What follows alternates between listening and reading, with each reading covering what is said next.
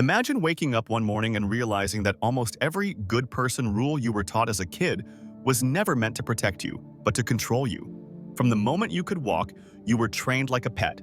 Sit, stay, be nice, don't stir the waters, don't raise your voice. They told you good guys finish first, that patience pays off, that if you just play by the rules long enough, life will eventually reward you. It sounds comforting, but in reality, it's a control system dressed up as morality. The world doesn't hand power and respect to the nicest man in the room.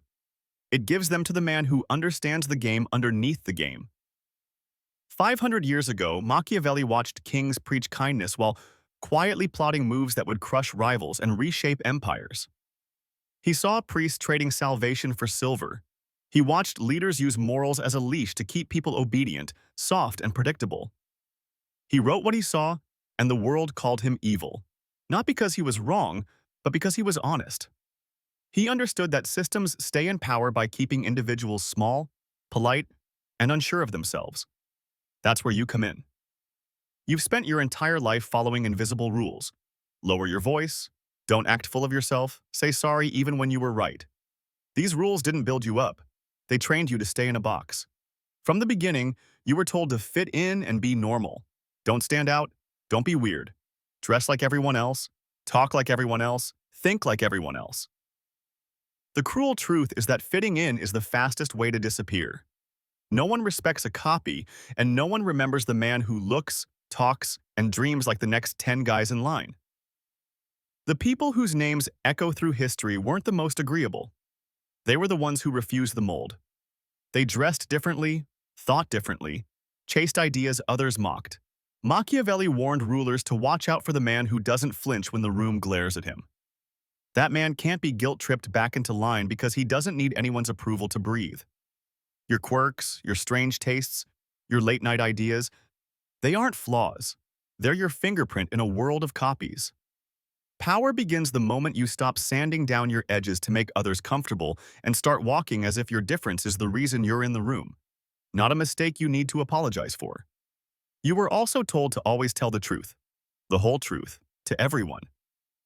Radical honesty was sold to you as purity, as proof that you're a good person. In reality, oversharing is self-sabotage. The man who reveals everything about himself becomes predictable and easy to manipulate. When people know your fears, they know where to push.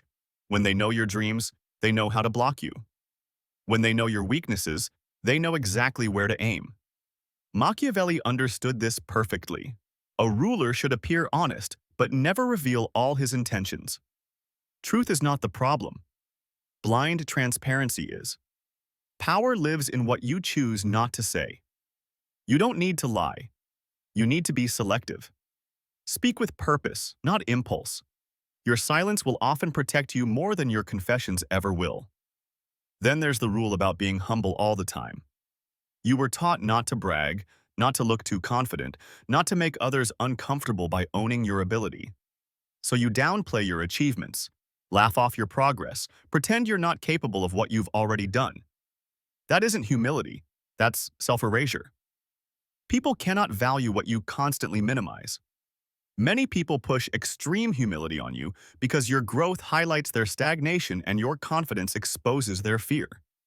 Machiavelli's idea of humility was different. Appear modest if it serves you, but never surrender your advantage. Real humility is knowing your worth, but not needing to scream it. You don't have to shout, "I'm great," but you do have to stop acting like you're not. Stand straight, speak clearly, own your skills without apology.